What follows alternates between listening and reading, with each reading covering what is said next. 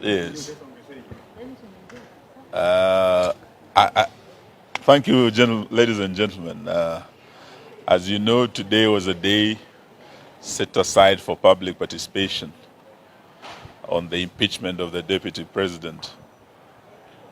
I think a lot of time and money has been spent on what we think was totally unnecessary. When you look at what this country is going through, parents are unable to take their children to college. Families are unable to put food on the table. We have challenges in hospitals where people are being told to give cash before they are treated, including patients who are undergoing dialysis, and they have been turned away. The country is in a serious crisis, and these are matters that should be taking our focus and our attention as a nation, not a public participation exercise over some power play in the ruling coalition. It is a sad day for Kenya. But what is even sadder is the violence that has accompanied this process. And this violence has been seen across the country. We've seen it in Kiambu, where our client, Governor Waititu, was. And up to now, we do not know what happened to him, but we do know there was violence there. And not just in Kiambu, in Nyeri, the entire Mount Kenya, and other parts of the country. But what really has gotten the attention of the nation is the violence at Bomas, where our client, Morara, was seen being attacked from all corners. We saw seats, and we are talking of metallic seats being thrown at him. And he was hit. In fact, we saw him getting attacked on live television. And we want to thank Citizen and the other media houses that covered it. We do know that he's not well, and that is why he has not come to court. We want to thank the court for the indulgence they have extended to us as his legal team, to note that indeed, because of the violence, our client has been injured and is undergoing treatment at the Nairobi hospital as we speak. We must condemn this ugly head of violence that is being reared in our country. And we have seen this in post-election violence, in terms of pre-election violence, and we blame this totally on the president and his ruling coalition that has subjected the country to an unnecessary process that was not really a priority. There are many priorities that many Kenyans are looking at. Removing Rigathi Gachagua is not a priority for ordinary Kenyans who are suffering. And we should not have subjected the country to this wastage of time, wastage of resources. When we have no money to give to our counties, 5 months, counties have not been paid. We have no money to pay our teachers. We have no money to pay our interns. And here we are splashing and wasting money on an unnecessary process of public participation that will not help the country. It is a sad day for this country. Thank you. William Ruto has no capacity to stand before Kenyans and address the Kenyans on the issues that are of concern to them. Just like my colleague has mentioned, we have a collapsing education system. We have a collapsing health system. We have scandals all over. Perhaps they may have used the day to hand over our airport to Adani. We have scandals now in the judiciary. And there was no reason as to why we should have continued with this process of impeachment if it is not a diversionary tactic that is being used by William Ruto.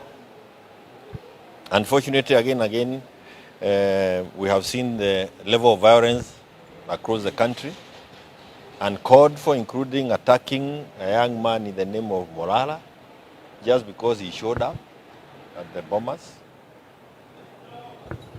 And what we are now witnessing is really a clawback of all the gains that we had during our 2010 constitutional movement. We saw this during the 2007 difficulties that we had in the country. It started this way, slowly, violence before elections, that ended up was election violence, where we lost over 1,300 people. William Ruto has set this country again on the long path. He is setting up one community against another. And if you ask me, he is really keen on lynching the Mount Kenya community. The 41 against 1 is back on the table. It's a desire that he had before he ran for elections. He is now actualizing it. And for the avoidance of doubt, in the event that that seat becomes vacant, I hold the view that we don't need it in Mount Kenya. Apeleke kwingineko. He should not use it to cause that animosity between communities. Let him take it elsewhere. And finally, for individuals like Kidiki, they must also see the whole plan. Once they are done with Rigi, it will be him. And even those who come from other regions, once he's done with them, for purposes of personal preservation, come 2027, he'll occasion this to any other person who looks like he can start on his way. It's unfortunate that we have lost Parliament, and we have no other institution that we can learn to when these matters are before us. But we hope that Kenyans can hold together until that time. We are able to set this whole system home. If you ask me. Are we ready? Yeah, 20. So it's sad about what happened to Morara today with regards to the violence that was meted against him with the political thugs and goons who are planned and put at bombers to go and attack and hurt our leader, the party leader of the Inject Party, Morara Kibaso. He was admitted in hospital. I saw him in hospital. He was badly and severely injured. He was hurt. If you could see him, you wouldn't wish it on your enemies. And it's sad and unfortunate, but we will emerge stronger, and he will emerge stronger, and the movement will emerge stronger. Other than that, I rushed to court because there was a ruling that was coming up today for Morara at 2 p.m. where the magistrate saw the charges that were preferred by the DPP, to which cyber harassment, were defective. So as we speak right now, Morara has been discharged. He has been let free. The bail has been returned to him. The court has ordered that the bail be returned to him, and he is a free man. He is a free citizen. The hogwash charges that were preferred against him by the DPP in cahoots with the police officers, they have been quashed, and I'm happy to tell all Kenyans that Morara has been let free and he's okay. He's okay, he's doing well, and we wish him a quick recovery. And you say that he is badly injured. Perhaps what part of his body? So Morara has been injured on his head, on his neck. You could see a lot of bruises, and there were some holes in his neck, on his back, on his leg. He's in a bad state, but we pray for him. Yes. Is he still admitted at the hospital? I think he's been. I'm not sure. I'm just from court. I left him at the hospital, so I'm not sure if he's out. So I'll have to confirm that. Okay. But the ruling was delivered in his absence. Do you have confirmation that this was a planned attack? I mean, Morara went to Bomet, went to Kericho, Ruto's home ground. He has never been attacked. He was in Nyanza. He has never been attacked in all those rallies that he's gone to. And my friends here, Kioti Sonko, who've been attending his launch tours, can affirm to that. Then the one day he has gone to Bomas is the day that he was attacked. Clearly, the public participation exercise was a meeting of goons of ODM together with UDA, some certain UDA thugs. But what I can say for a fact, those were planned goons. It was a planned attack because it's never happened before. Because his meetings have been impromptu, so they could not plan an impromptu meeting. He'll just take his car, park somewhere, start addressing people. They can't preempt that. But when he went to Bomas, people started throwing chairs. They're not people, specific people, and you could see the leader, the member of parliament, TJ Kajwang, cheering on the beating of Morara. So clearly those were ODM thugs and even UDA thugs who were planted there to attack and beat up Morara. He was denied access. Other than being denied access, when he got in, he was denied the microphone. He is a Kenyan citizen. He's entitled to air his views like any other Kenyan citizen. So whatever happened to him was clearly masterminded and it was planned. And according to the charges that he was given during the court case, Yes. the cyber harassment charges were linked to a certain wealthy man out there.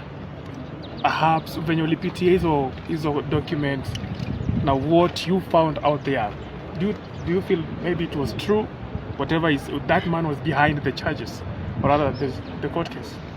I don't think so, but the only person who can confirm is Dear Langat, and we saw some statement that was issued out by Dear Langat that he was not responsible for the arrest of Morara. So whatever was there was clearly, it's just weaponization of the criminal judicial system, because even the charges, the judge was actually very clear that the charges, the offense, there is no disclosure of the offense, that Morara, that the offense preferred against, there is no offense under section 27 pertaining to cyber harassment. So the charges were hogwash.